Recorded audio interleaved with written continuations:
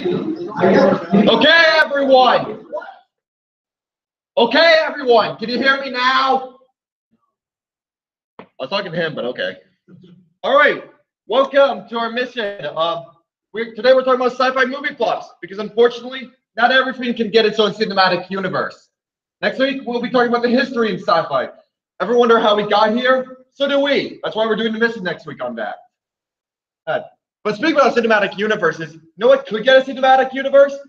Legos, apparently. That's why we're going to see the Lego Movie 2 this Friday. We're going to the 7 p.m. showing at Regal Henrietta 18. But don't have a car to get there? No worries. We give rides. It's 2. We do carpools at 5:30. You just need to meet us here at the SAU or somewhere around Ben and Jerry's, and we give people rides who want to go see the movie with us. So if you want to watch a movie of Chris Pratt talking to himself, then come join us. Hey, book club's back, and it's not. Book club will be meeting on Mondays at 6:30, 30 minutes before our mission. And so if you want to talk about all different variety forms of sci-fi literature, great.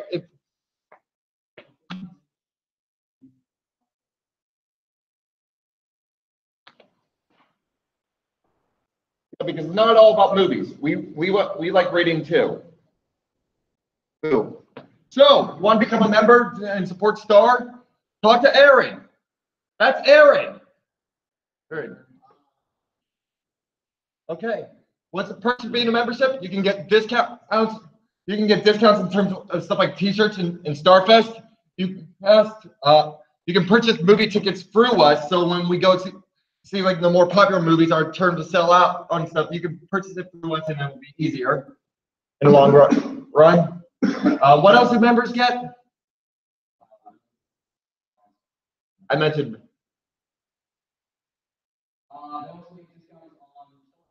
I mentioned that too.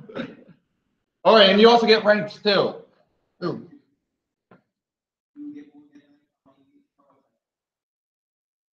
So yeah, if you want to become a member, talk to Aaron.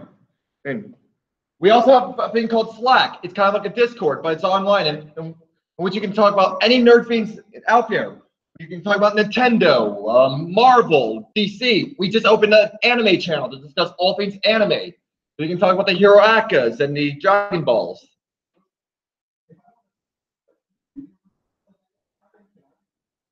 Yes, we have a Steven Universe channel too. So you can talk about gay space rocks.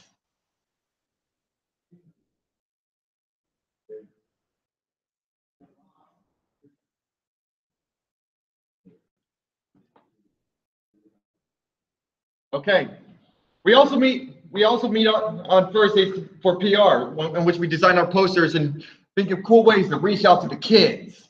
We do a lot of cool designs, and it's a good way to learn to like hone your skills in terms of like design, like Photoshop or whatever. So if you want to try that out, come to PR on Thursdays from 7 to 9. What room is that? I actually don't know. It's an SNU room. Okay. Hey. So we do a lot of missions like these every week, but we always can use more missions, and we also could always use more new people to do missions with us. So you want to run a mission? All you have to do is go to ihaveanidea.rtstar.com, in which you can pitch your idea. And if we like it enough, you can do a presentation, much like the one you're going to be seeing in a couple of minutes. Well, there's other ways to present topics too. Starfest is also having panel submissions are currently open.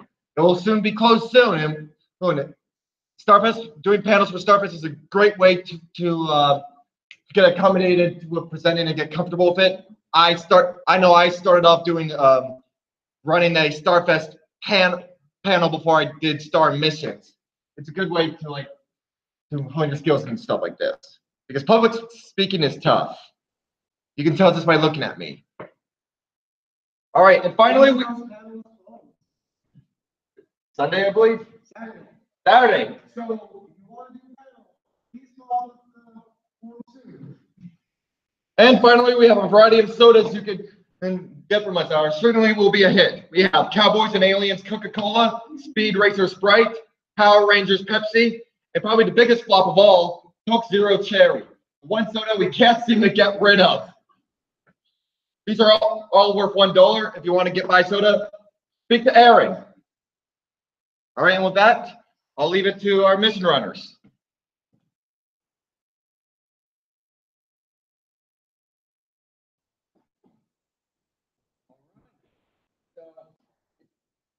Today, our mission will be sci-fi flops. We're going to be discussing movies that critically failed. And so we understand that everybody has, yes? Is it only critically failing or also commercially failing? Both.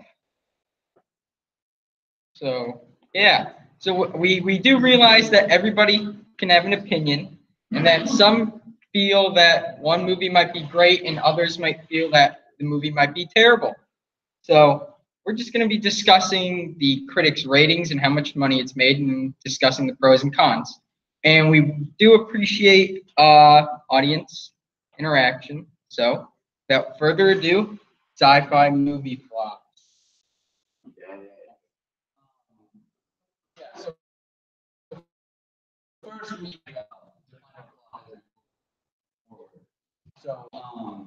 we kind of specifically said if it was not successful critically or it was not successful profitably. So lost money or lost money. We're going to be focusing on the big flops. Not all of the biggest flops possible, but a couple of the number ones that we pick up. And we are going to be doing our best job with the intro, but none of you are human. So if you see any, if you can think of any pros or cons on either side of the list, that we missed or that you'd like to mention, don't be afraid to raise your hand and mention it. Yeah, we did not, we cannot have a big flop earlier because there's a lot. But we have a lot of them.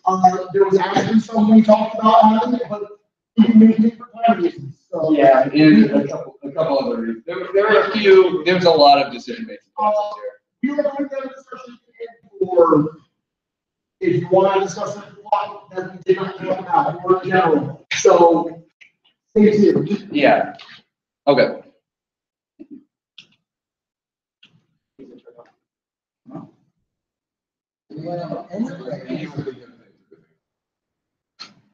Speed Racer. Okay, so Speed Racer is a young driver who aspires to be champion of racing when he comes up. Yes. I thought you said these were flops. This is a fantastic movie. I mean, what about my favorite? So I'm serious. My favorite movie of all time is in here. Like unironically.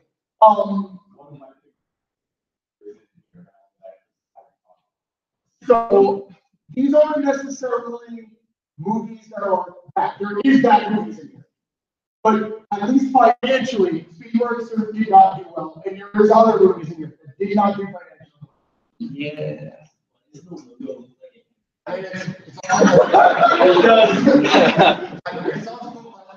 It's a wheel. There is valid a movie in here that has 90% or something on Rotten Tomatoes, but it did not do well financially. It's tomorrow. No. No. Okay. After that, we're going to be starting off with the cons. So the movie was just in general very reliant on CG. It was a lot of very flashy lights and a lot of special effects, which is obviously helpful in this day and age, but unfortunately, there was a lot of it was a very pulpy action movie, and there was a lot more attention to the style of the movie over the content. There was a lot of course, crazy driving, similar to, I guess, today's NASCAR, but in a much more crazy, flashy, futuristic world. There were several, I kid you not, several different critics said that you have to be 12 years old to like this movie.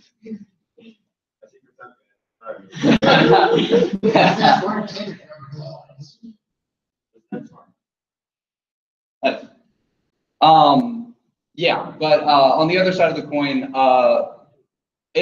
was actually, it made very good use of cinematography. And fun fact, it was made by the Wachowskis who also did The Matrix. So they were going a little bit outside of their scope, but they still were able to really land home a lot of cool effects and interesting transitions as well, because it's such a different world, and yet they're still kind of seamlessly able to put the viewer in it. Go for it.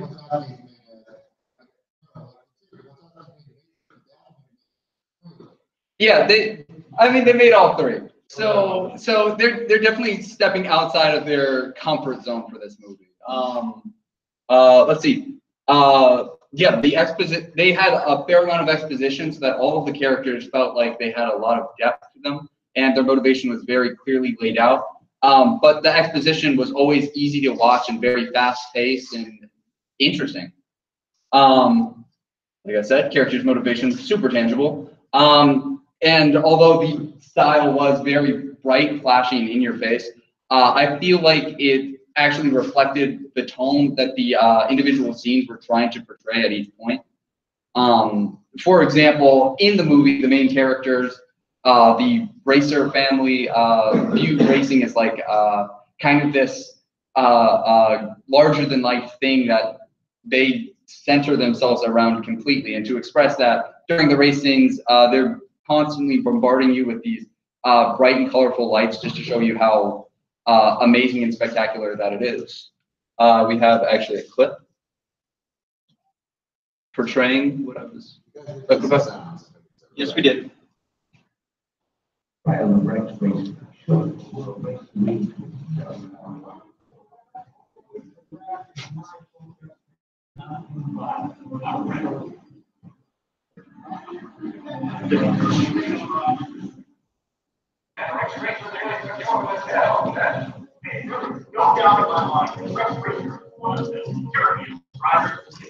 The 5 years restoration report.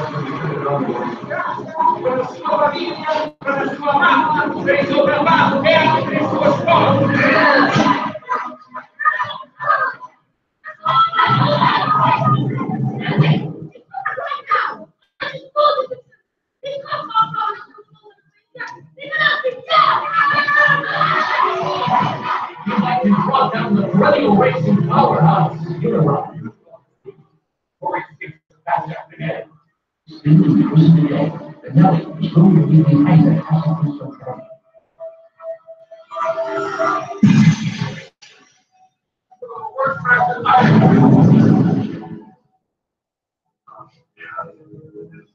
Carol, just Carol. There's still no sign of government.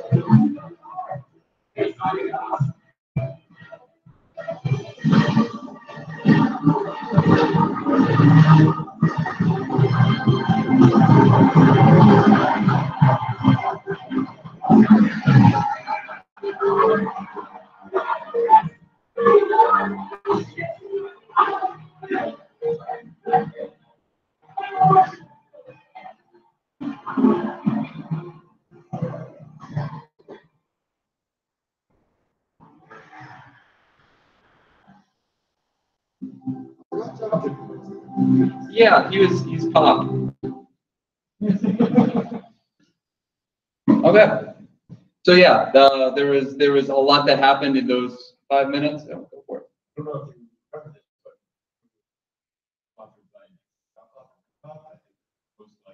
perfect advertising ever for a movie like that. Yeah, seriously.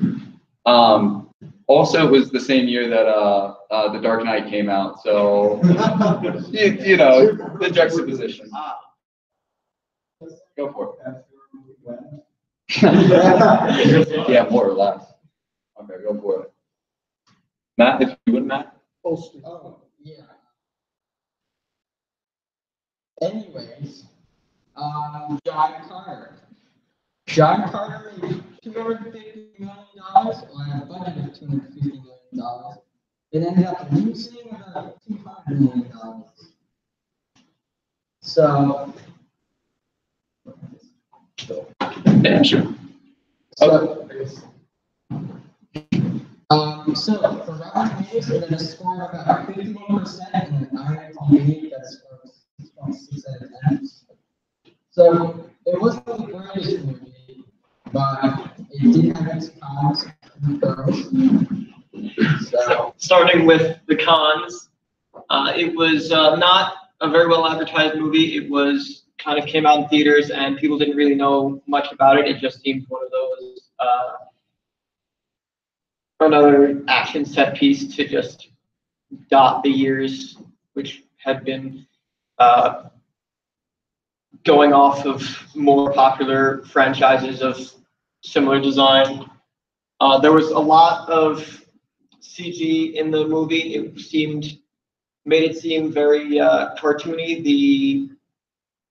There was a lot of focus on the aliens, which reminded some people of the dreaded Jar Jar Binks, except with extra arms and deeper voices, although more of them, so a little less creepy, more scary looking. They of course had the titular princess of the movie had eyes that were changed to look more like anime eyes that were bluer than blue eyes that are normally possible. And the antagonists didn't really have a motivation. It was kind of vague. They were just saying we're powerful entities that control what lives and what dies. They didn't really give much reason for that. Yeah, they were like basically we have super advanced technology and we're making these two people go to war. Yeah, they basically it seemed like they found the biggest jerks on one planet and said, here, have these weapons, kill the people we say, and helping you. The plot, although it had some nice action set pieces, it was generally pretty predictable. Of course, the hero marries the princess in the end, and everyone lives happily ever after. And they make nice with the underclass of four-armed aliens. So not a genre-defining movie by any stretch. And once again, it was very cartoony seeming. The action was. You would see this in an animated movie, not so much in a live action movie. Yeah, and that's not overly surprising too, because the director was the same director for WALL-E and Finding Nemo. So when it transitioned into the live movie, it heavily relied on CG, and the characters kind of looked like either superhero cartoons themselves, and it was trying to come off as very serious, and then it hurt itself by stylizing itself that way. Wrong button. So what you have to understand about this movie is that originally it's based off a book that was written in 1912. This movie came out in 2012, so it's not going to perfectly translate, but it seems like the director was being genuine to the source material and remaining faithful to what it was written about and the general implications for it. Go for it. I have not actually read the book. Really?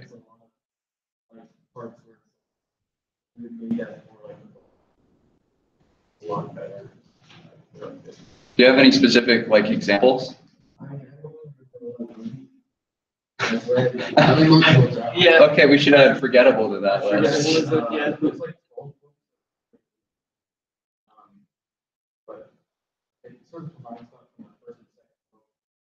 And it said the antagonists didn't really have motivation. Like those antagonists aren't even in the first book. You don't really find out about them until later. And they've been like manipulating people and basically using them for slaves and also feeding people to their, I guess, sort of friends or cousins that which are in the movie. There's a lot of weird stuff. Oh, interesting. Do you remember the name of the author? Yeah, same guy who wrote Tarzan. He wrote Tarzan, guys. Okay. It did have a very interesting world. To go off that actually real quick. Something also important. I think we did Conan the Barbarian. This predates Conan the Barbarian. Conan the Barbarian is 50s. So like this is at least in the story like books, is very important to like pulp history. It's just advertising was important. Yeah. Okay, yeah, it had a very vibrant and alive world that was pretty well fleshed out, unsurprisingly. And you know, at the end of the day, it had some pretty solid action scenes. You know, it can't make up for maybe an entire movie, but it helps a little bit.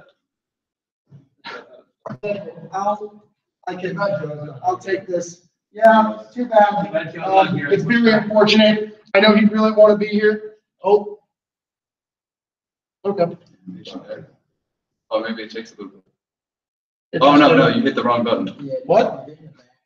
You hit the back button. Oh. Yeah. Tech issues. Oh, Joe! Joe's here, guys.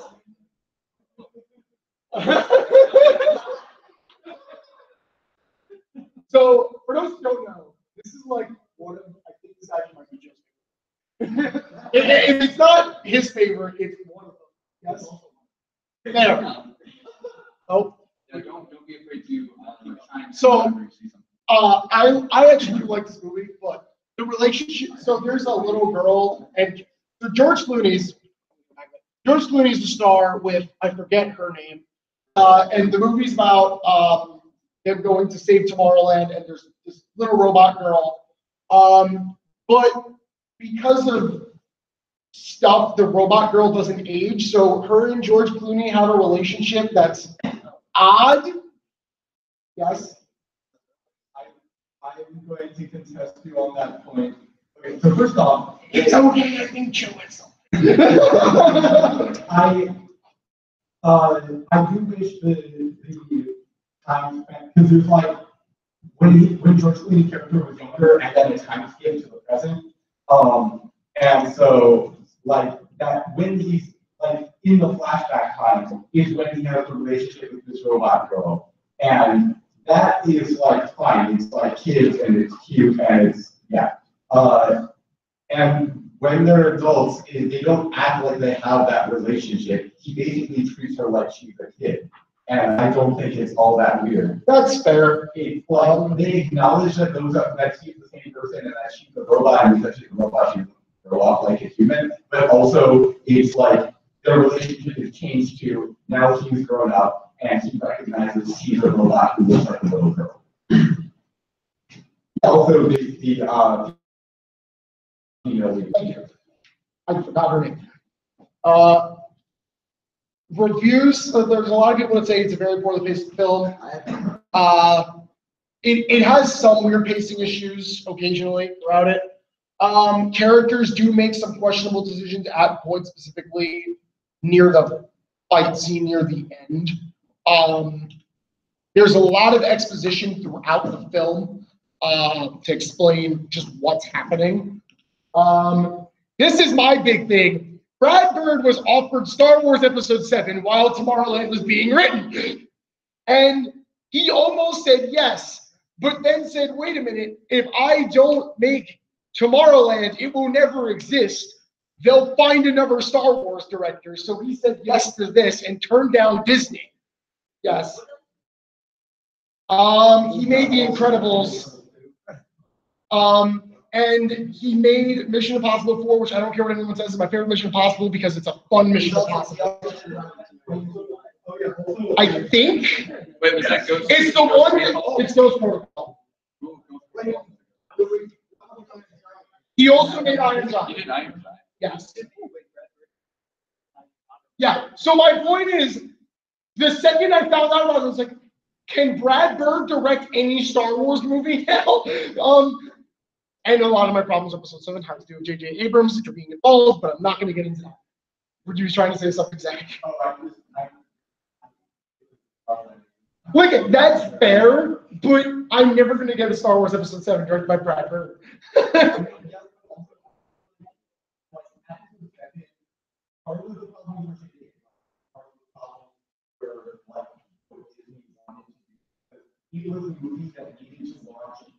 So bringing back the Star Wars franchise in a new way. I mean, like that Bradford isn't taking the craft. I don't want to go too into this, but while yes, you're right. While yes, you're right. J.J. Abrams had very free reign, and a lot of the decisions of Episode 7, including Rey being on a planet and Luke Skywalker not being in Episode 7, period, were J.J. Abrams' decisions. So yes, sorry. Exactly. Yes, that is fair. But Brad Bird, also to go along with this, after finding that out, there is a lot of, I'll talk about it when we get to pros, but there's actually some really cool special effects in Tomorrowland. And all I was thinking was, this could have been a Star Wars special effect. Sorry, I'm not going to rant about Episode 7 not being directed by Brad Bird. That bothers me a little bit. Yes. Oh, hi. Oh, Joe has comments. I'm sorry. I'll go back. I'll support that.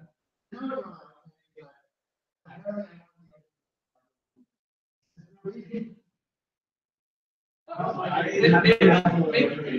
have never seen it. So, in my opinion, I enjoy it, but it's definitely not an exception.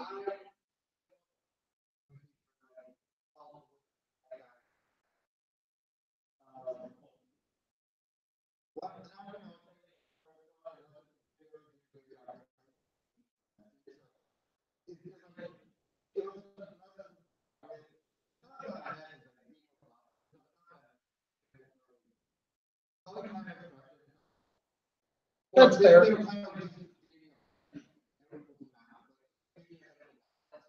Okay, I am going to move on. I just realized Yeah.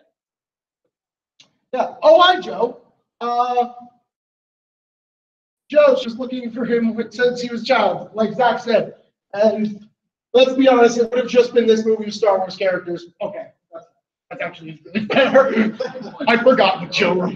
Wherever you want. Acting was really solid, in my opinion at least. I thought George Clooney actually did a really good job, and Hugh Laurie is in it, and I'm not going to go into too much with his character if anyone cares, but I actually did think Hugh Laurie did a really good job, and regardless of what I say with George Clooney and the relationship with the little girl, George Clooney made it seem natural, which made it seem more uncomfortable, so George Clooney actually did a really good job.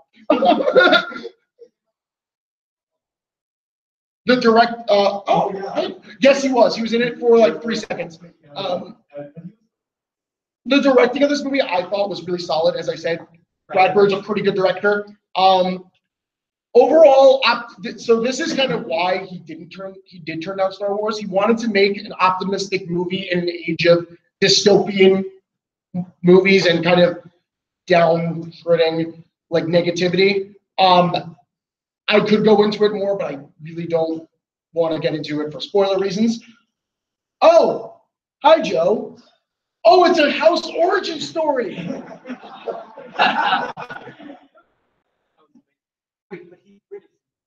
Oh yeah, Jules Verne, Nikolai Tesla, and wow, I cannot pronounce that. Thank you. Did have a scene together, kind of, and it's really cool. They used the song from Tomorrowland, which is a really nice song, like the actual ride, and plus Ultra before Yeah. I don't actually remember. There was a group called Right. Or, it has no connection to the product. And I was the one to add to that. Yeah, you put the point acting is really good, but I think it's really like. Yeah, that is true. And like the mixture of like live action and special effects, especially with like the various robot characters and all that, like it was fun and it had the movie had a certain feel. It didn't just feel like it was like the generic robot from every other thing. It felt like it was meant to be part of the Tomorrowland aesthetic. Okay, that's fair. Yes. Anywho, also John Carter's underrated, but didn't want to write it on that over slide. John Carter's underrated. Thanks, Joe. Okay. Oh. Go. This is actually the price we had to pay for on this one. Joe required we talk about Howard. His eyes are looking right into your soul. Joe has comments. A lot of comments. So if the Collins all didn't start the MCU, there's no Stan Lee cameo. You mistake the platonic relationship between Howard and Bev is something more objective because of that. Well, I'm sure that Stan Lee wanted to distance himself. But then they gave him the Shape of Water and Academy Award, which is fair. The costume's kind of creepy. It's kind of, it is way more than like it. I'm sorry, Joe. You're listening. Gave one of Marvel's best character screen time he deserves. In the comics, the Howard is actually, so I can't exactly fault him. Simply fun comic book movie without an overarching connecting plot lines or related realism, which if you're going to make a Howard Duck movie is actually solid. There is supposedly an amazing soundtrack. I've never listened to it. Joe has though. Leah Thompson. Oh, huh. Joe does have a point. It's definitely not the worst George Lucas movie. The Christmas special exists. No.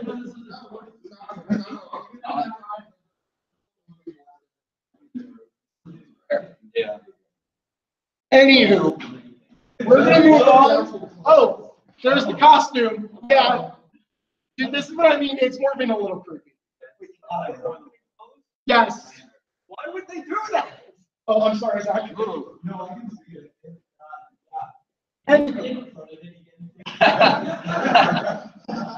Now, hi, we don't have Ryan Morganlander here to talk about the Green Lantern movie and rip it a new one, so I'm going to try to.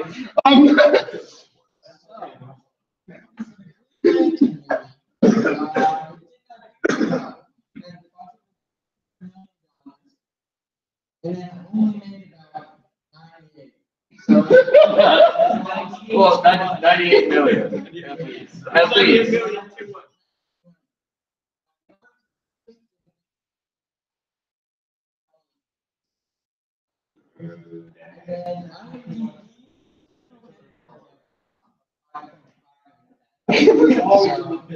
Yeah. They do tend to do that. So, yeah, this movie exists. Let's talk about it.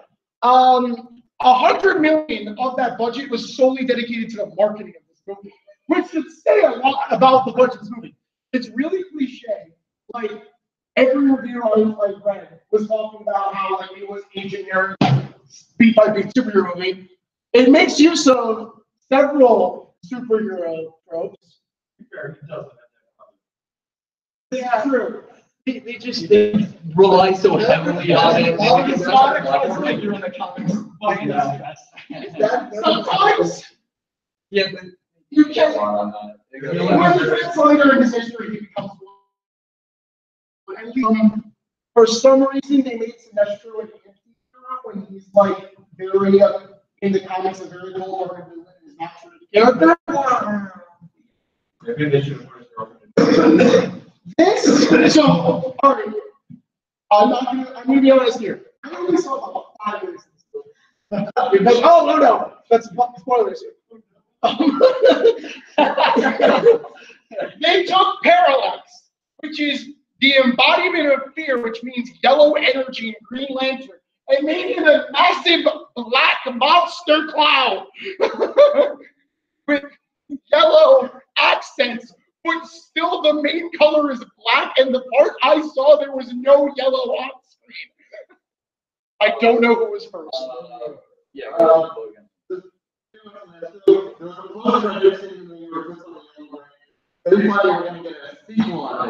Which also doesn't make sense because the yellow ring stuff was way later. Yes.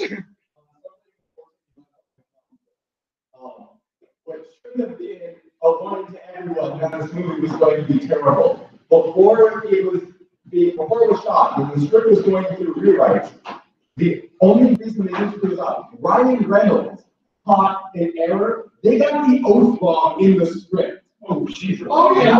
What? Yeah, they got it wrong, and basically Ryan Reynolds told them, like, no, you cannot get the oath wrong. You can do a lot of things. You cannot change that. So the fact that they didn't even get that right in the script was just like setting it up. So 5 seconds. And yes. Okay, so I mentioned earlier about the drop-off thing. This movie had a game with Hot Wheels where there was like a TV spot where he was like, Hot Wheels version like Hot Wheels driving the car. That scene is in the movie, and you're not. They do. That was there for 15 seconds, and it was gone. And they made the entire product. He was driving the car as well. Yeah. Yeah, but also the one you want to know. You know the way that you can read anything? It's close and the crazy that you make a store, a fist, a car, a dog. I mean, To be fair, that Green Lantern as a character does that. Every time.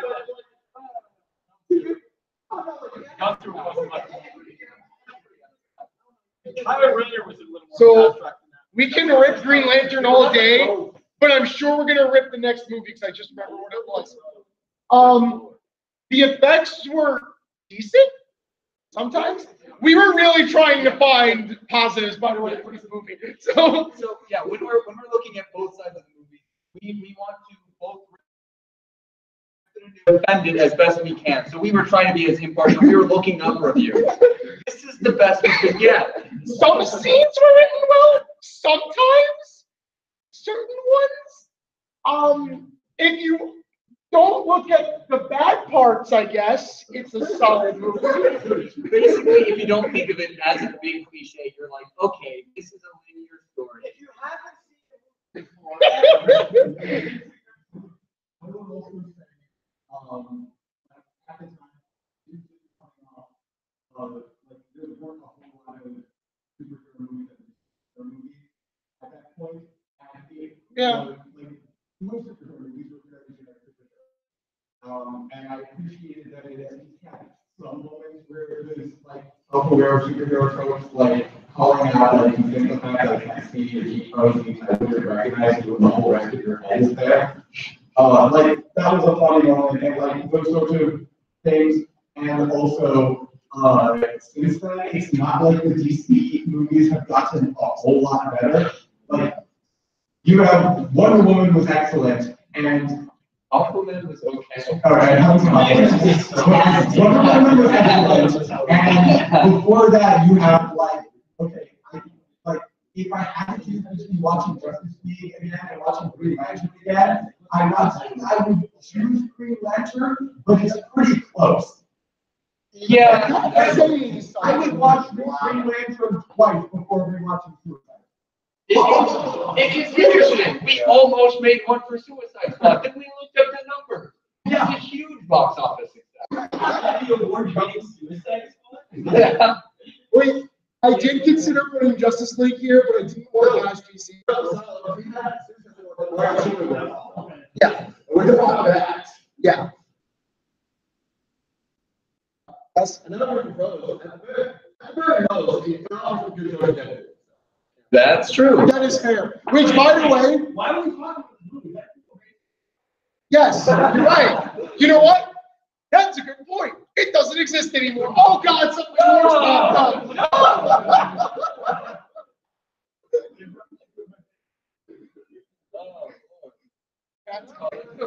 Typo. We forgot to add the- Okay.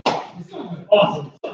Fan Yes. Fantastic form. God damn it. interesting movie. It had a budget of about 120 million, and lost 100 of that. 100 million of that. Yeah. You're walking 9%.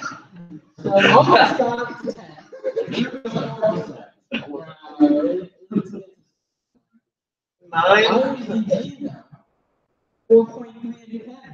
That is not the lowest I've seen of Another thing I'd like to point out, we did look up the biggest box office bombs of all time. This is one of them, just to be clear. Yeah. Yeah. Most of them were sci-fi. That's A lot of them were sci-fi. As I said, there was a lot we didn't find. Yeah, apparently they spent all their money on the effects and not the plot. Well, let's go forward. So, Okay. Go ahead. Yeah, this is the first movie in a long string of movies that we've seen now that were clearly designed to make the trailer as flashy and as cool looking as possible, but then the actual movie itself was kind of chopped up and. Particularly where the thing is like being airdropped onto like a bad guy base. See it on the background of another scene.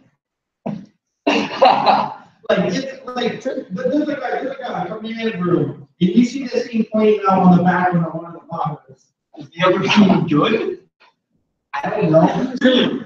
Just to go off that thing, when looking up, I decided I needed to read a spoiler review of this movie, and I found out that apparently they decided the thing needs to be a special ops agent with a confirmed 43 kills. Yes, the thing's a mass serial killer now. Not the thing, the good movie. The thing, the superhero is now a mass serial killer. Anywho. Yeah. Oh, spoilers. Yeah. Anyway. No. Okay. There are two. Fun fact, this movie did so poorly that the people were like going to Fox, you're obviously not making a sequel, right? And they're like, no, we're going to keep making sequels as long as Marvel doesn't get the rights. And it's like, what? Exactly. They lost.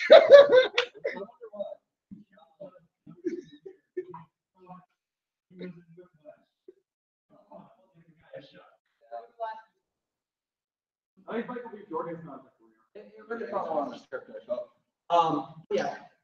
At the end of the day, the movie felt more like a movie pilot than anything else. Like it was trying to or a TV pilot than anything else, because it was clearly trying to set up for more stuff along the lines. And there was very little action in this movie. It basically set up a bad guy and then just like, oh, you're not an issue for now, kind of a situation. And why can't Doom just be who he is in the comics? Like the red, sort of benevolent, but still maniacal leader of the variant. yeah, I don't. It's like it's a pretty simple character, all things considered. But they decided to. It's difficult to do an origin story, and everyone wants to do origin stories. Yeah, I would also like to point out.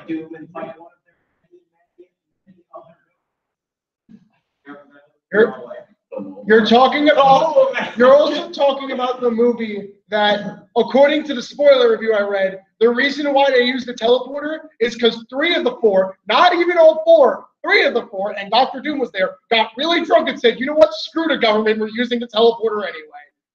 True story. I think it was also. After that came out, there was a long string of superhero movies that were like greedy, realistic superhero movies. That's the way it's going. And I think they were trying to be like, no, it's not an Iron Man suit and magic. He has powers for the same reason that guy can burst into flames. Maybe. Cosmic radiation. Okay. Yeah, it was super cheesy, but not really in an entertaining way. Not like in the Conan the Barbarian way where you're like, this is really funny, but it's not great. It's not the way the first one. Oh yeah. No. The first one is actually sort of adorable. It was wholesome. It was wholesome on the weekend. And This one is off. Things I found, and not all, we couldn't fit all of them. That should tell you something. They named the secret base Area 57, like it hasn't been done a million times. I guess they didn't do Area 52. Also, the very last scene in the movie is the four are standing there and they're looking over, and I think it was Sue Storm that looks over to Reed and she's like, "Well, what should we call ourselves?" He looks over and it cuts to the title screen. Like that was the boom. This just happened. But it kind of came off as just like, huh. The movie's over. I can leave now. Yeah.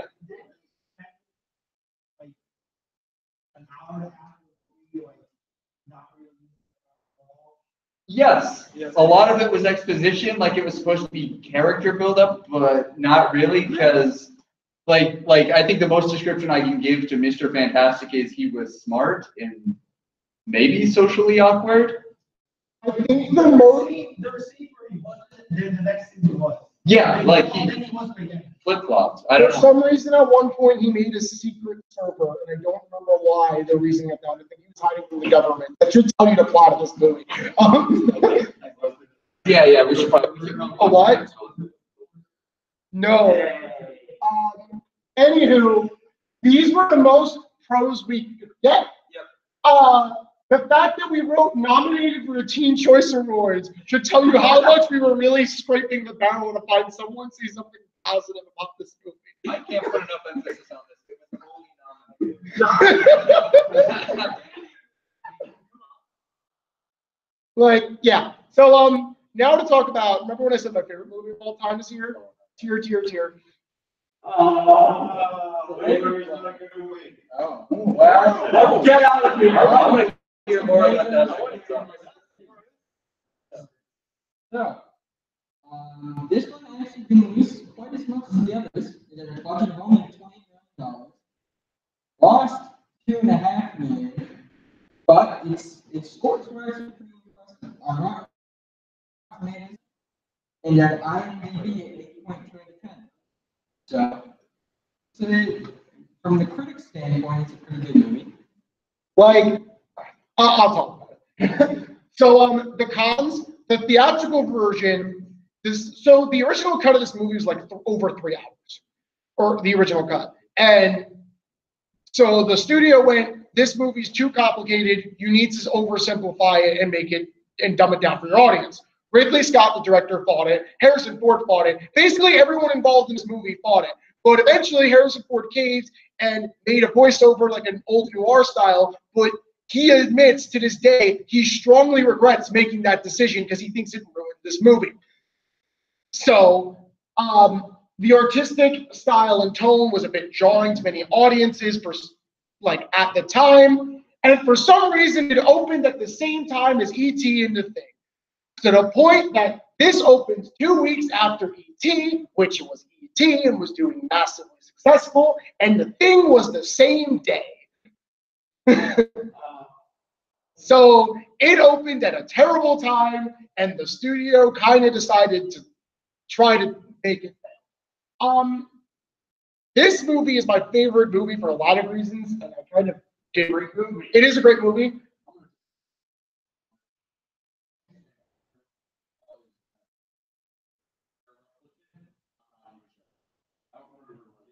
No one help me out here. That's great.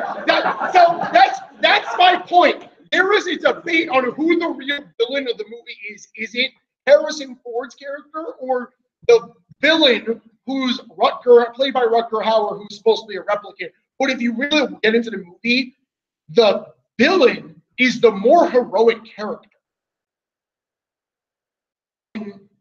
Anywho, the visuals are gorgeous, and even by today's standards, the special effects are good. I watched it like last year, and I always forget how beautiful the movie is. I have watched this movie, I think, 3 or 4 times, and I have a different interpretation each time, which is a big part of the reason I like it. I get a different thing from it, just because there's a lot to go off of in this movie. The themes are really well done. The soundtrack is very well made. Hi, Noah. Do you want to rant about the soundtrack at all? It's a successful throwback to noir films, and it's powerful enough to make the watchers question their own sense of reality. I do want to say one thing about the con list that I forgot to say. Part of the reason this movie is really weird and probably didn't do well, and a lot of its hype actually comes from the 90s, not when it came out. Because in the 90s, we got a director's cut.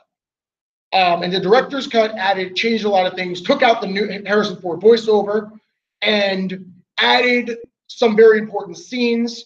And like even the final cut, which is there's 3 versions of this movie. The final cut is very similar to the director's cut, just with 1 extra scene and updated visuals. Because it came out in 2007, that version. And the director's cut was the 92, I think. Anywho, yes?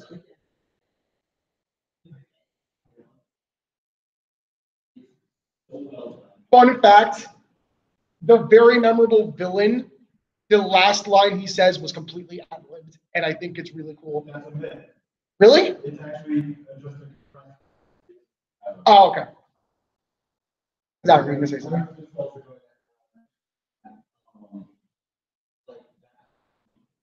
The whole atmosphere, but I appreciate that it did that sort of like cyberpunk atmosphere in a way that felt like it was for the story they were trying to tell, whereas I feel like a lot of cyberpunk stuff is created to appeal to people who just want like the edginess of it, for lack of a better term, the hot topic crowd. I feel like not like putting down with people. I just feel like way too much cyberpunk, especially more recently, has been specifically around a critique of the flavor of cyberpunk. And I appreciated that Blade Runner is one of the bigger name movies that tried to do its own thing and use that aesthetic because it worked with what the movie was trying to say, rather than trying to use that aesthetic because of things associated with the common trope of the aesthetic. No, we're gonna add. Well, I think one of the reasons for that is just because this movie defined the cyberpunk aesthetic. It was not the first cyberpunk thing, but it was like one of the first cyberpunk movies. So yeah, really said. Anywho, yeah. So this movie, it's very tragic. It flopped. Unfortunately, so did its sequel. Speaking of more recent cyberpunk movies, Blade Runner 2049, much like its previous film, did also all right. It got a Rotten Tomatoes score of 87%, and they scored. Budget-wise, it had a budget of $1 million, and it actually made money. However, here's the thing, and this is why it's on this list. From what I was reading on Wikipedia, this is considered one of the biggest movie flops of all time, more of a flop than the original, just because the budget of this movie was so insane, which we're going to talk about. It is a sequel to the original, which is a cult classic, but the cult classic also flopped. Said cult classic came out 35. I'm jumping around a bit. It is rated R, which according to like a lot of people is really bad for a movie, and marketing wise, Deadpool's kind of an oddity. But a big part of the reason that's important, this came out 35 years later after the original, meaning there is people out there that have never heard of Blade Runner and are, oh, what's this movie? Can I take my kids to it? Oh, no, I can't. It's rated R. Especially if that's bad in the sci-fi genre. Marketing was kind of weird on purpose because they were trying really, really hard not to spoil this movie, but that ended up making it so there were some people going like, oh, okay, so it's going to be like the original, and some people going, oh, it's going to be completely different from the original. And then others that never saw the original going, what the hell is this movie? Many consumers felt intimidated by the film as they thought they were blind knowledge first. It's kind of the same. This is the big thing for me.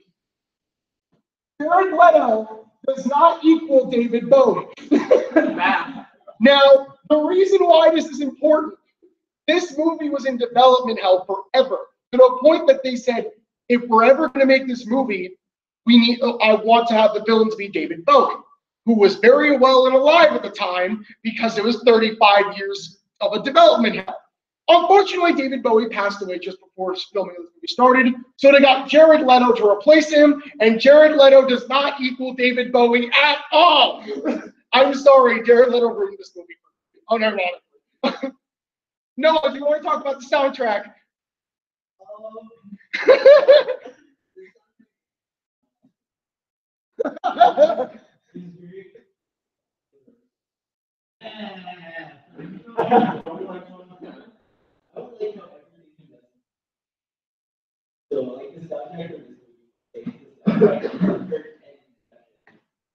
Before I call you Zach, I just want to go through the pros really quick.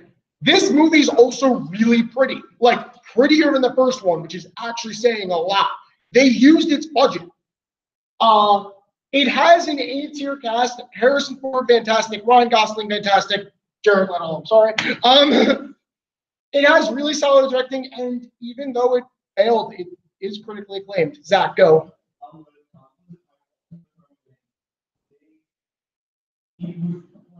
There are movies that do much worse stuff, but it can't. It's personally like a development of a lot, where they have to mind how much they wanted to nod to the original film. The worst of all the scenes, the worst offender in my mind is where they CG recreated one of the characters from the original film in a scene that basically didn't have anything, basically just to be a shout out to people who liked the original movie and to show that they had the CG budget to do that. But like, if you weren't someone who was super into that movie, like you said, then like that doesn't mean anything to you. It brings the budget. It didn't add anything to the story. And there are several moments throughout that where it's like, it feels like you put this in just to go, remember that thing from that movie, which is really unfortunate because the rest of it is very good. But like when you keep throwing those things in your sequel and I just feel like, yeah, you were alive 30 years ago, right? Then you're not, it feels like it almost comes off as desperate and you don't have enough trust in your news story for it to validate out those random references. Another thing that should go along with that, and I thought I put this on cause list, I guess I forgot. To me, a big part of the reason why this movie's a little iffy on me, it doesn't feel nearly as unique as the original, which is simultaneously like a good thing and a bad thing in a weird way, because they were trying to make it different from the original, but I feel like while doing that, they made it more like other films, which I know is weird because this movie's still fairly unique, but the original is very unique, I guess is what I'm trying to say. I know that's kind of weird phrasing, but anyone else have anything on Blade Runner? We actually did go see this movie as with star. Hi, Noah. Jared Leto was really bad in this movie. Jared Leto. All right.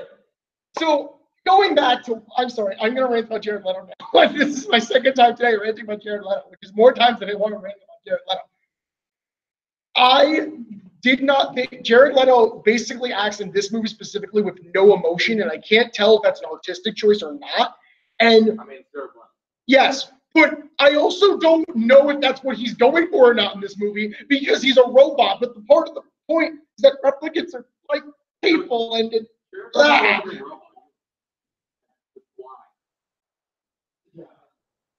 but do you see what I'm saying?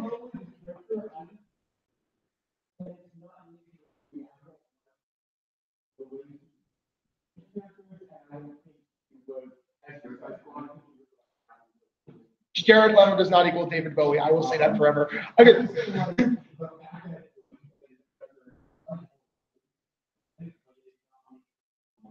So another thing with this, and this is what I felt a lot at the time, but it took me a while to realize a lot of my problem is with Jared Leto. part of the reason I love the original is, as we were saying earlier, is the villain not like the replicant or Harrison Ford? And it really depends who you ask, because people have different interpretations. I think the real villain's Deckard, who is Harrison Ford. It's just by the end of it, he realizes he's an asshole. But I can't say that at all about this movie. Jared Leto is very obviously the villain. No matter how you look at this movie, he is evil. And I can, anyway, yes.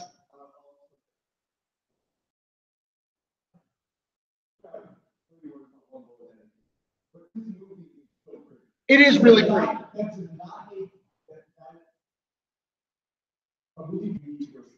And it doesn't mean the story is Like- doesn't anything about the story, but this movie is incredibly pretty and has some outstanding shots. That is true. Some of the shots And- just for how amazing. I didn't go too into it here, but I actually genuinely really like Ryan Gosling's character. It's just the rest of it. Noah, go. That is fair.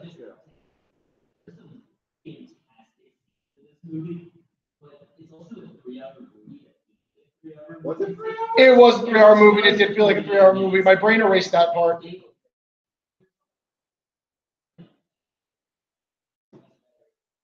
It could have used a lot of it being a director's cut, not to have the same symptoms as the first one, but there is definitely some stuff that didn't need to be there. Hi.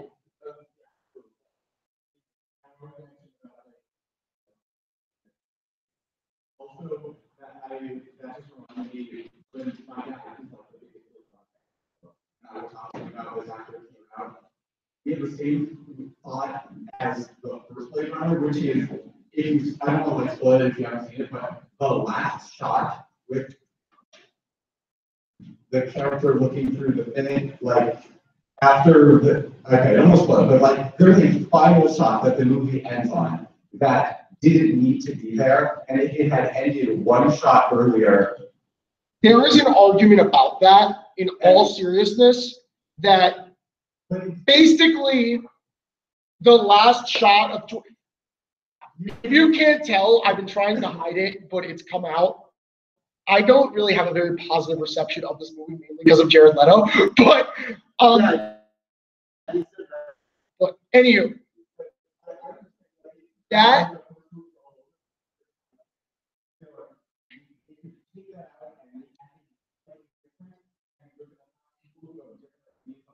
that scene is important because it's what the villain of the original movie wanted. That was his dream and goal. I'm not going to say more than that. Think about it. Like, once I read that, I was like, you know what? I accept that ending. I don't remember it a lot well. But anywho, now to talk about this other movie. Waterworld. All right, so Waterworld. In the future where polar ice caps have melted, and Earth is almost entirely submerged,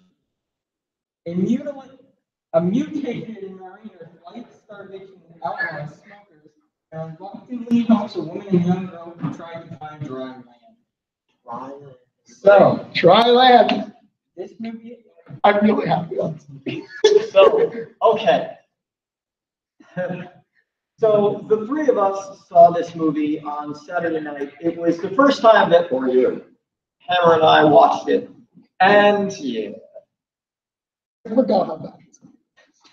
Oh my God. Okay. So this movie opens with a relatively normal expositional sequence.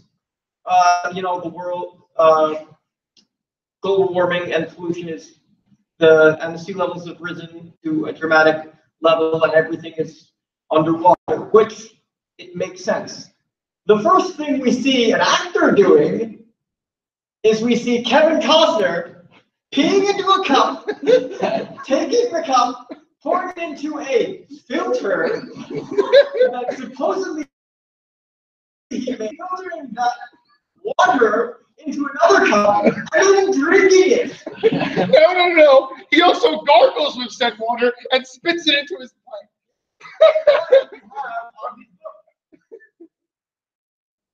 I like to say It was destined for this. This is basically a close to the end of this. Since this movie, Kevin Costner has not played a leading role in any movie. Ever. his last big role was Batman vs Superman because he's Superman's dad. Not Superman, his dad. Why? The one that. Well, Man of Steel and Batman vs so, it's the Earth one, right? The Earth one. Yeah. Yeah. Okay.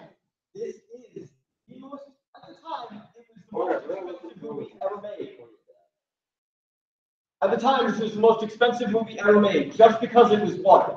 Yeah, all of the filming happened either on or around water, making it like 3 or 4 times the regular amount that it would actually cost.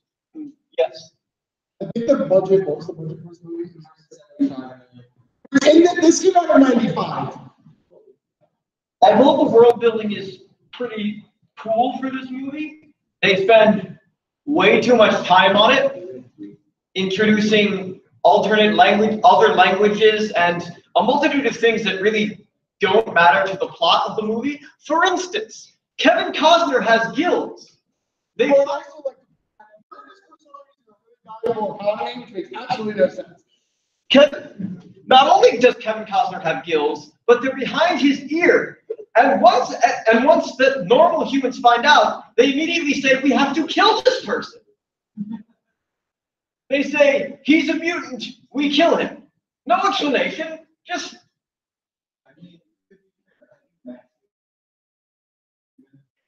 Right for this person. Okay, their world is surrounded by water.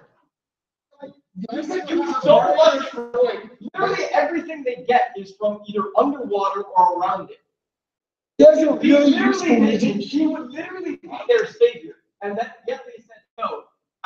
Again, humans are very quick to kill anyone who is in any way different. You know, Of course, within it is normal that people will lose some parts of our language. There are a lot of encyclopedias and things, and dictionaries are gone. But planes in this movie are airboats. And the opposite, because everyone lives in the ocean.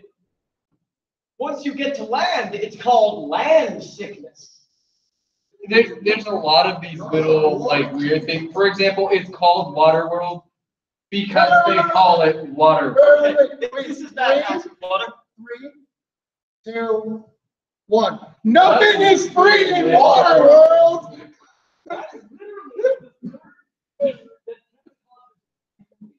It's literally called the characters the world that they live in, Waterworld.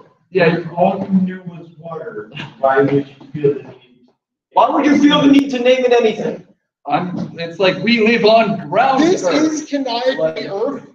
Like, so this planet had a name, but for some reason it's now Waterworld.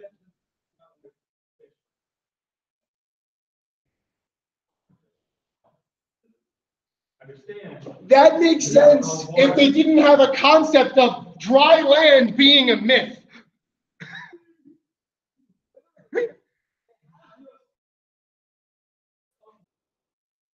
And yet, literally, he brings in a pot full of dirt, and everyone immediately says, you can literally get anything you want with this dirt.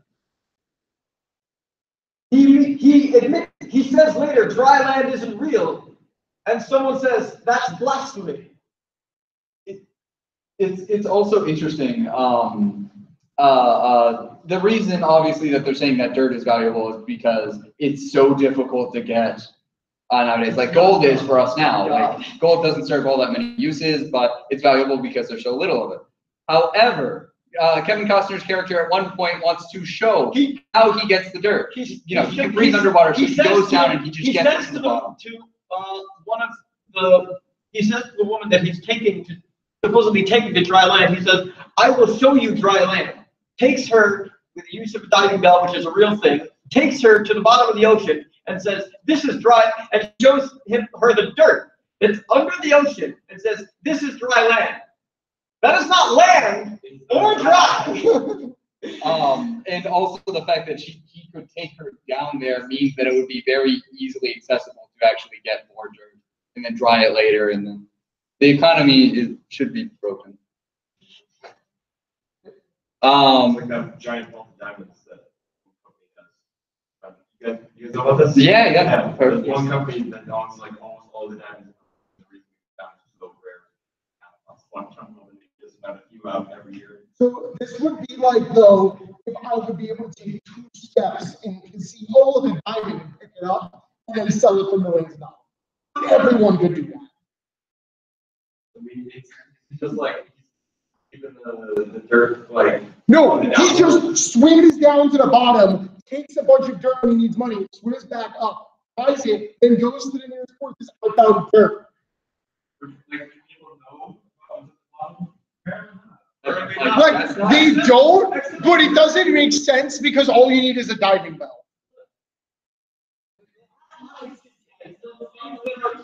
It's dirt now. Yeah. There's yes. I mean, in some areas. It's still a freshwater world, I guess. It hasn't been. It wouldn't be sad They, anymore I think it's implied water levels rose 30,000 feet.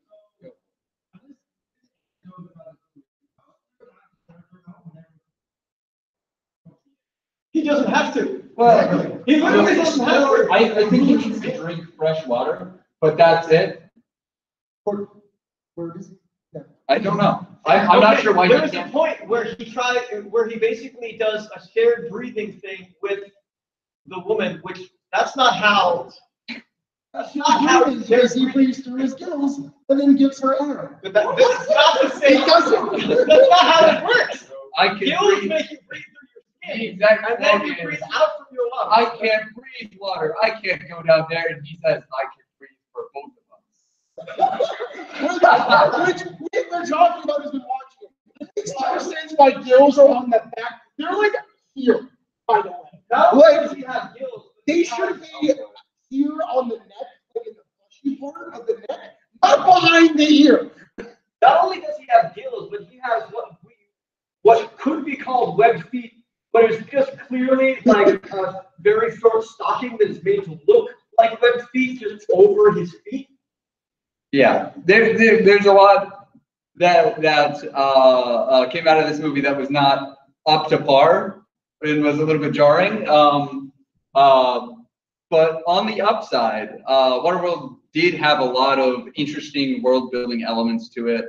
They talked a little bit more about the dry land that may or may not exist and its place in this world. They talked a little bit about how the different factions of the world, including the smokers and everyone else, I guess. There's actually like there's like some things that are randomly well explained. Like we went like really early in the movie, the villains are riding around on jet skis and like where do we get gas? And then it turns out that their base is an oil tanker, which makes sense. What? Yeah, it always affect you to land sickness and air boom. Yeah, Kevin. Yeah, more of that. That's. It's a con and a positive. We can decide if we like it or not. Continuing, Kevin Costner was a gem throughout this movie. He did a really good job of portraying the character, fondly known as the Mariner. I don't think he's actually ever assigned a name throughout the movie. He's not. He isn't.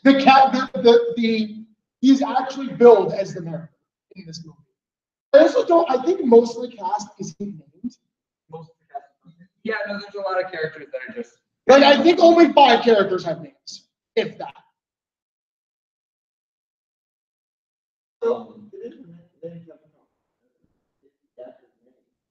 Yes, because he's named the Mariner in lore. Okay. So continuing. there were a lot of those moments where it's just over the top cheesy, but we enjoyed it simply for the fact that, you know, it still had that pulpy action They to had it. a point where they suspended jet skis underwater so they could jump out and surprise people.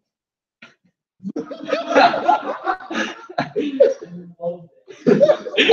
not sure why that works. If it's a smoker, that means that there's like it The must smoker is literally supposed to go.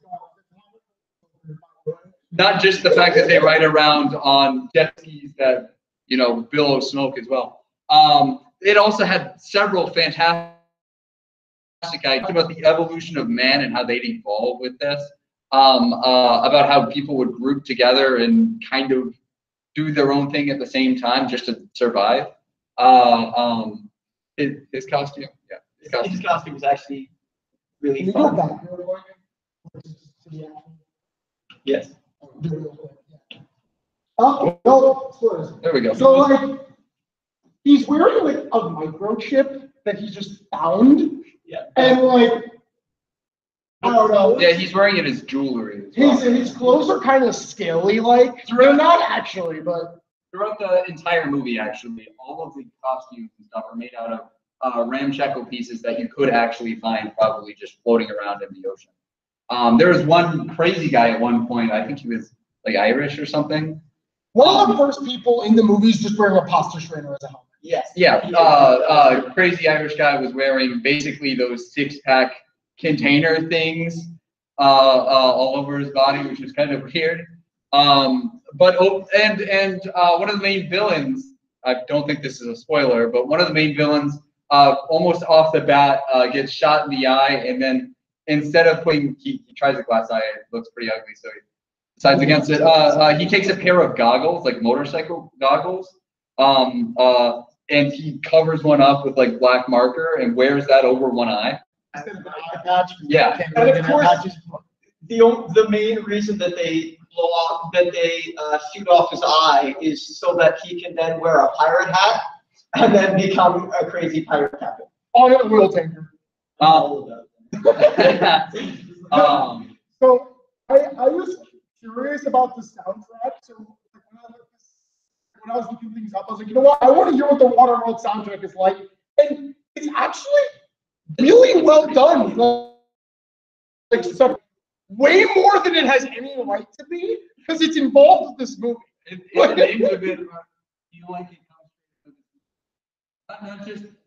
feels like it might have come out of Blade Runner instead of Waterworld.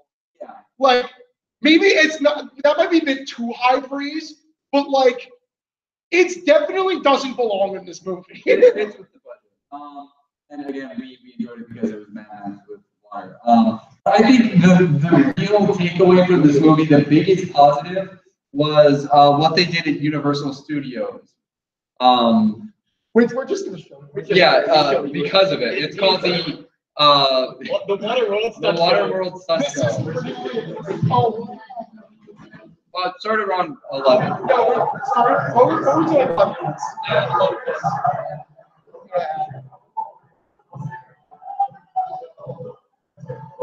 I'm pretty sure this got better rated.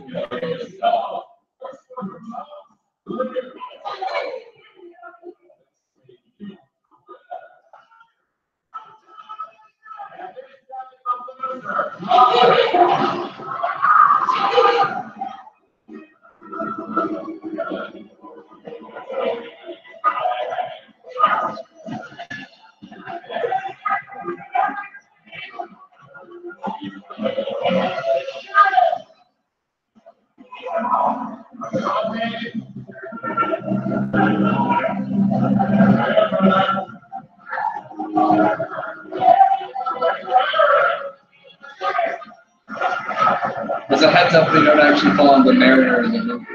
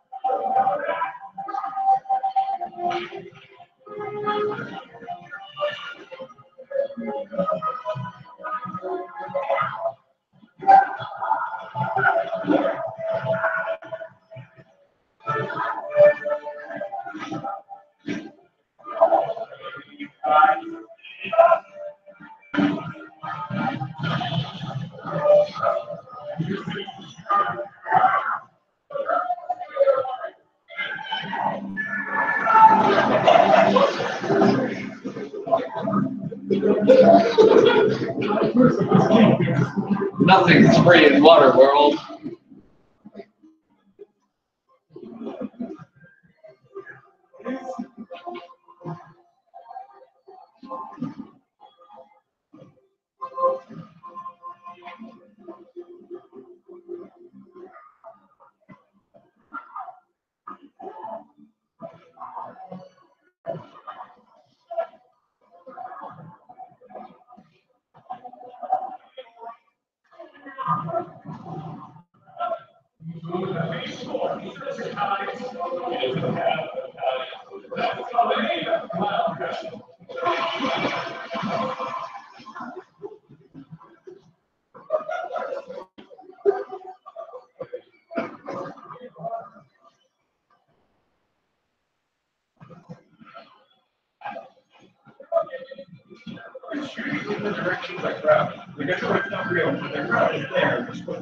Yeah, they're the splash zone.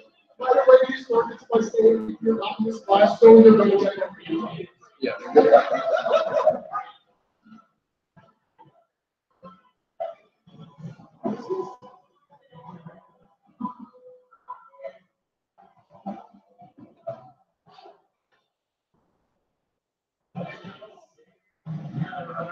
Never know.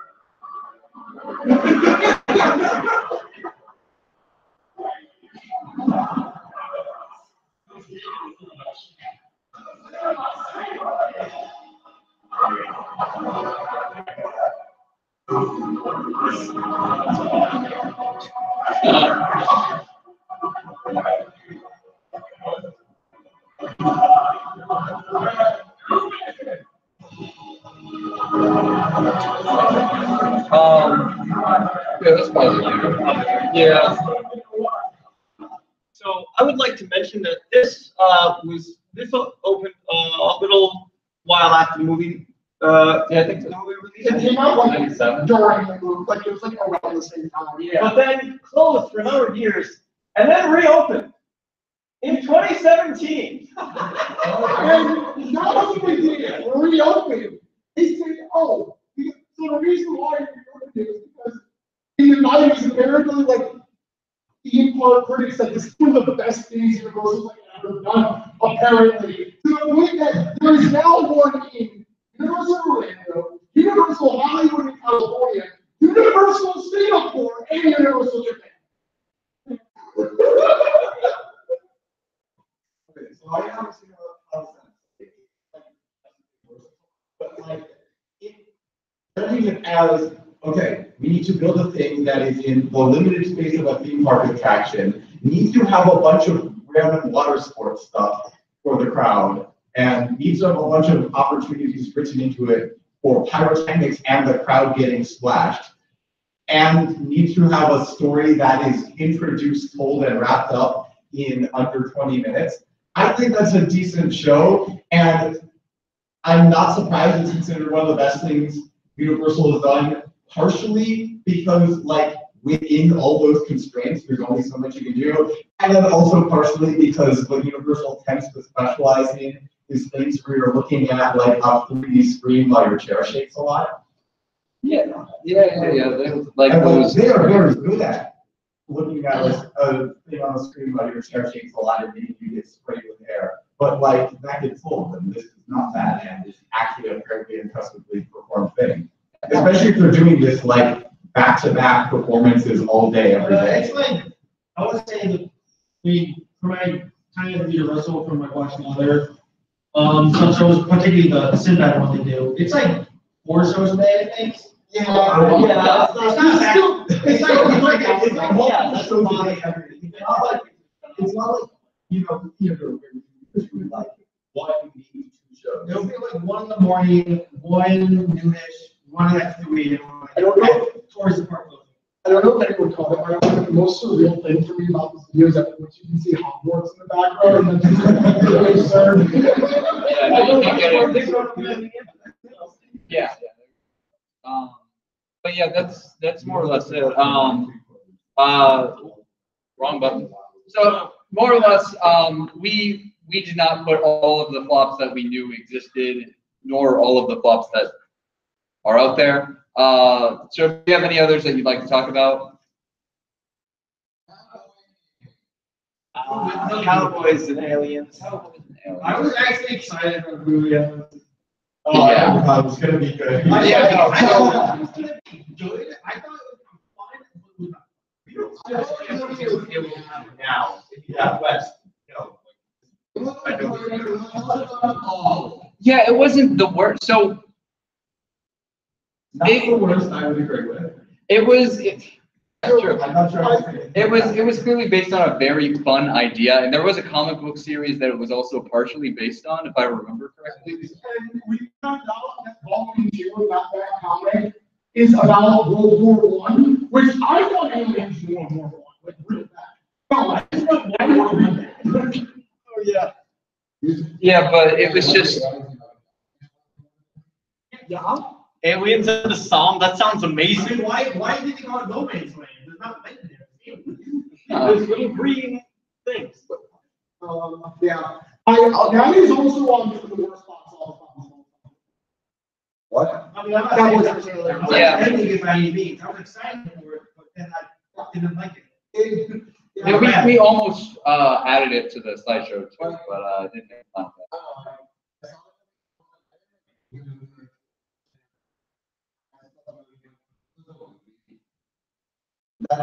Yeah. Yeah, that sounds good.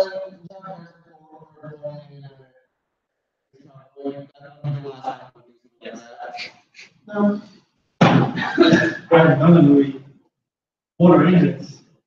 Yeah. Well,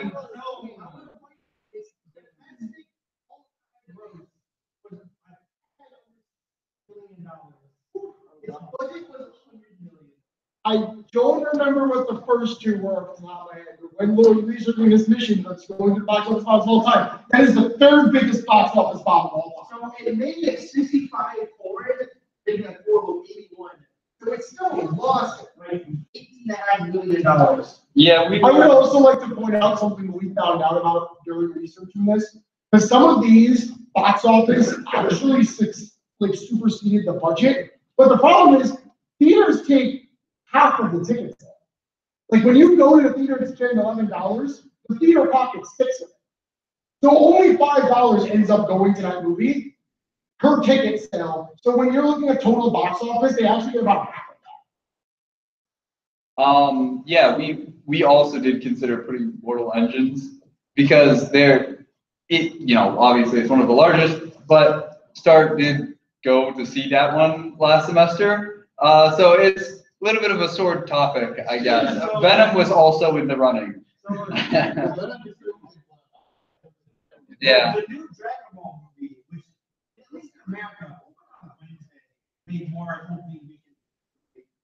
That's also Dragon Ball. Wait, are you talking about the?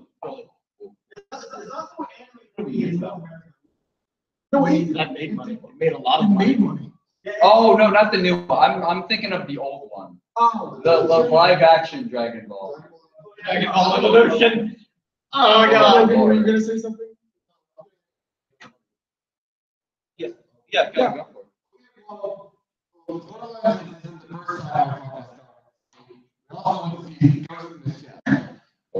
I forgot. That wasn't the first live action Ghost in the Shell. That was the second live action. It wasn't official Star event.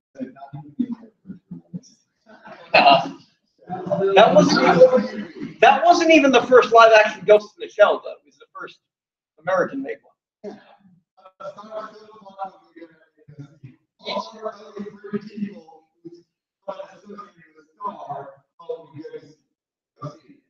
Hindsight is 2020, and as we said before, a lot of the movie flops out there are sci-fi. We honestly thought before it came out that Mortal Engines was going to be a lot better than it turned out to be. Yeah, we did Mortal Engines over Spider-Man. Okay, we did Mortal Engines over Spider-Man because we go to see so many comic book movies, and we were and they're already going to be in unofficial audience Spider-Verse regardless. Yeah. So, and Mortal Engines looked like it was going to be like a pretty good movie. Yeah, I mean, Peter Jackson sounded like. Those movies technically made money. It's very unfortunate. Okay. Oh, God. Yeah, no, that was. I think they both actually made their budget on it because horror movies in general are actually pretty cheap. And it's very rare for a horror movie to not make its budget, even if it's the worst movie. Like, no one sees it. See, Happy Death Day 2. No one saw Happy Death Day 1. You got even up on it. Yes, but no one saw the first one. It's box office was like maybe a million. Anyway, I saw it over here. I just have Okay, no, that's similar.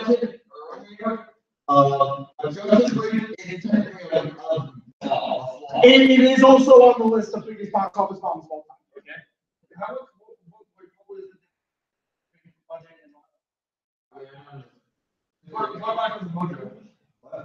Okay. Just, yeah. Does anyone have any other movies in the meantime? Nobody's heard of it. Shoot.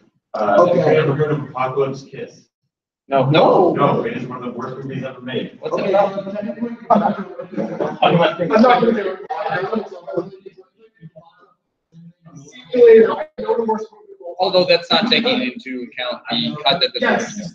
I told myself I'm not talking about it. That's interesting. Oh, no. We do. Multiple. I forget the actual. Oh, wow. Yeah, no, you're right. What?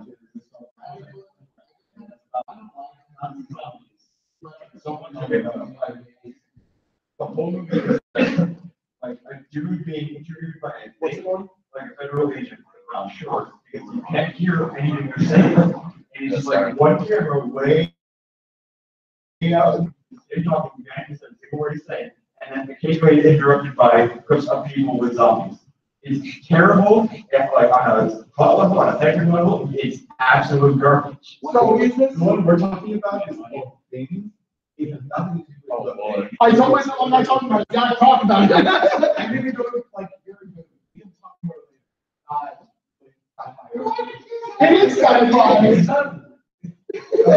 Anyway, the point is, I see it 3 times because a good friend of ours likes to read it.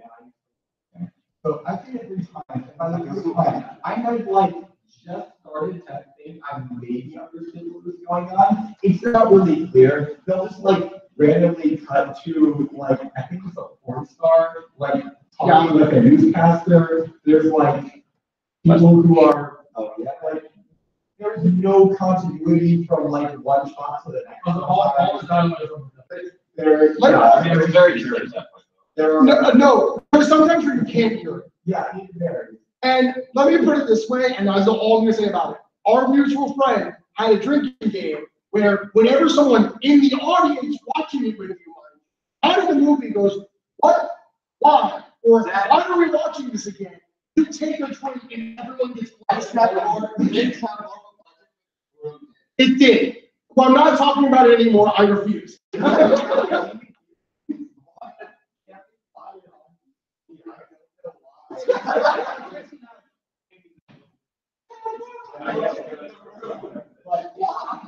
It is on the list of the worst movies of all time. And have more of a budget than we're gonna. Anywho, As a higher rating, no, on IMDb, that's not the first one. okay.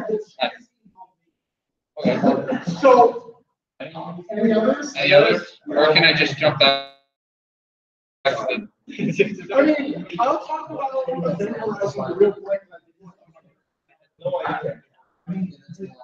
Yeah, no, go back. Stunt show. Are we watching the Are sun we show? gonna finish the stunt show? There was a cliffhanger. There was 3 minutes left.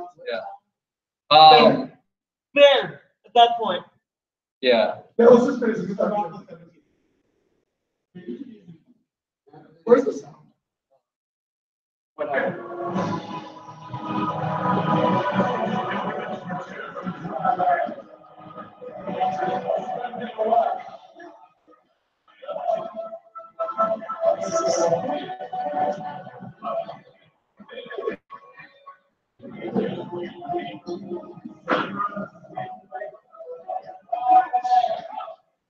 That's a new sense.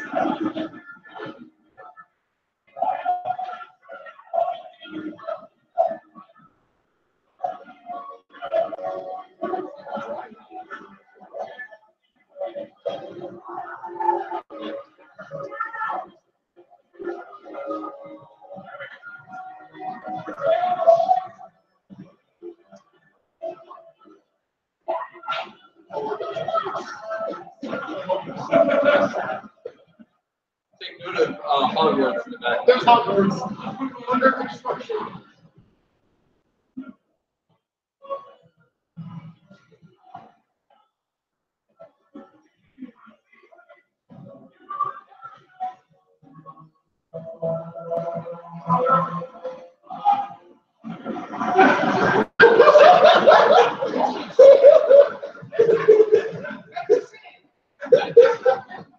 Like, actually insane.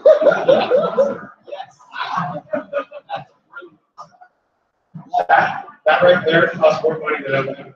That right there costs more money.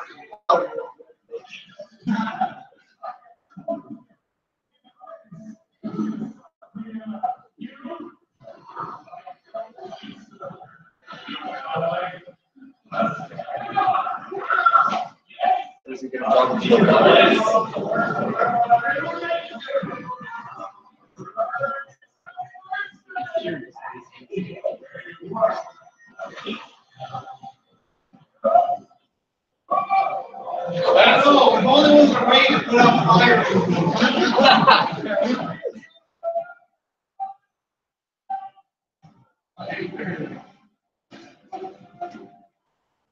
First, ready? Yes. Oil World. No, go juice world. Go to right.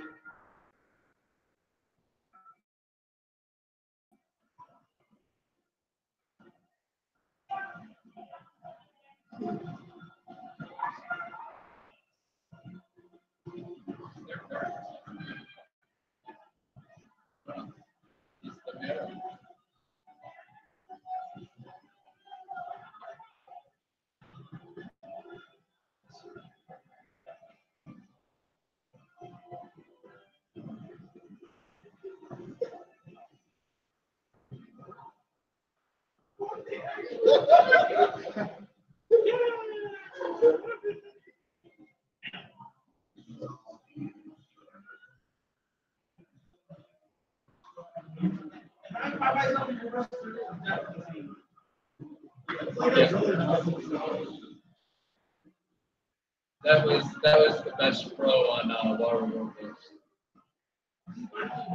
It is like unironically, yes, better made. The acting is similar. Yes. It's this kind of acting kind of any like something like this. It's very over the top of like purposefully over the top. Yes. Which is the exact same in one. I feel like you get away with it here.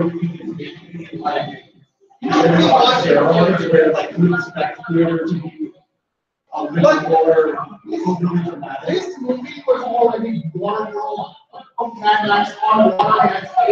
Like everybody that. So like this is actually very open. Yeah. Okay, we're solid. Logan, do you want to close this off with the closing announcement? Sure.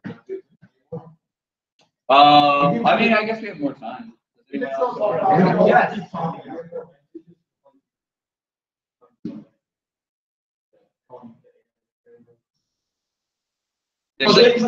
I guess.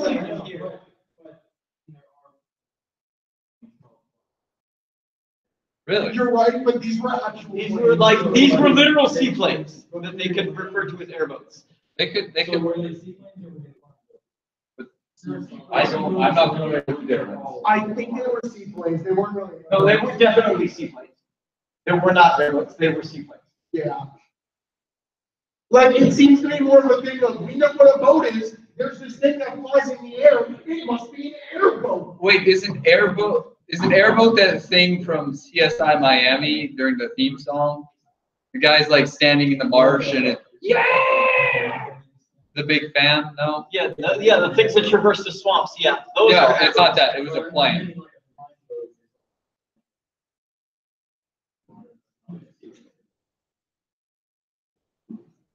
No. It's In the movie, it's literally a seaplane. They seem to be seaplanes. So that is a good point. That's not what they were using for the seaplane. Yeah. Okay. Logan, if you could go ahead.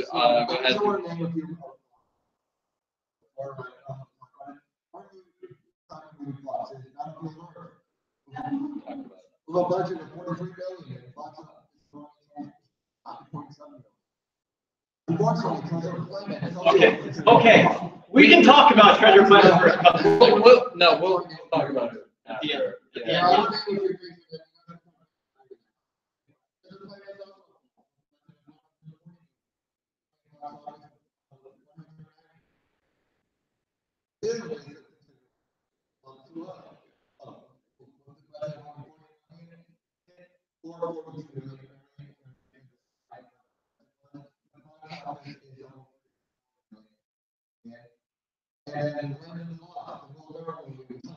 Oh yeah.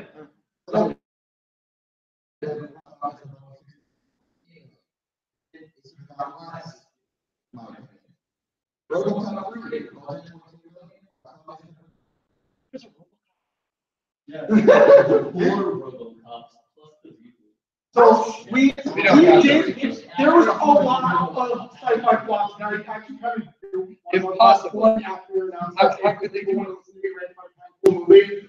But for Treasure Planet, the reason why we talk about it is really ridiculously hard for Treasure Planet. Okay. Literally, the reason that it flopped was literally Disney did not want to make the movie, so they intentionally sabotaged it with marketing and a lot of other things. Yeah, they made the advertising like blend with a lot of other popular stuff at the time. The And they movie- didn't make it stand out at all. When the movie was made, it was literally nominated for an Academy Award for Best Animated Feature. Like the more we were making this slide for it, it was like we literally just had those imposters, and one comment is Disney didn't want to happen. Like, this isn't really a flop. Yes, it was like a flop. We need to talk about this after. Yes. Just to explain it. Okay, closing announcements. So next week, History and Sci-Fi. It's basically what it sounds like. We'll be discussing how Sci-Fi has transitioned from its conceivement up until now. So that will be very factual and fun. If only there was a word for that. Book club, again, book club is a thing that's happening. It's going to happen 6:30 on Mondays. If you want to learn more about book club, talk to him. Okay. We will be going to see the Lego Movie 2 this Friday. Hey, we'll be seeing the 7th showing at Regal Henrietta 18. If you need a car ride, you can come to the SAU at 5:30. We offer rides. To and back, by the way. So we're not going to leave you stranded at the movie theater. Also, Starfest panel submissions are going to be open up until this Saturday. Panels is a good. It's running panels are a lot of fun. I've done it in the past. It's a good way, and it's a good leeway to doing missions with stars. So like if you're not certain about your abilities, or like it's a good way to get used to public speaking. It's also good if you're not sure if a mission idea warrants a whole weekly meeting. You can run it at a panel. That's how Sci-Fi Metal started. I never. Yeah, so we had star missions that started off as Starfest panels, like Cats and Sci-Fi, Brain Blasted Path, and Science Friction. All right, and that's about it. Thank you for showing up. The real thing with Starfest, volunteer for, if you want to volunteer for Starfest, 17. So, if you want to volunteer, fill out that form as soon as you can. Okay, Zach? Hey, if I want to have a talked about earlier, but I don't know how to use Photoshop. Is there some other way I can help promote Star, like getting those posters up on the walls around campus? Attend the PR meeting on Thursday in the alumni room, and we will talk about postering. Well, yes, there's other forms of things besides Photoshop. It's called GIMP.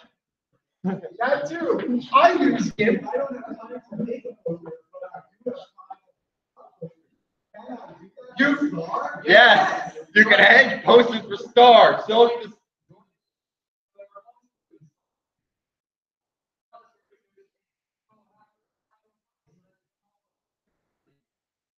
okay, with that, I can now end unless anyone has any other last minute announcements. All right, thanks for coming.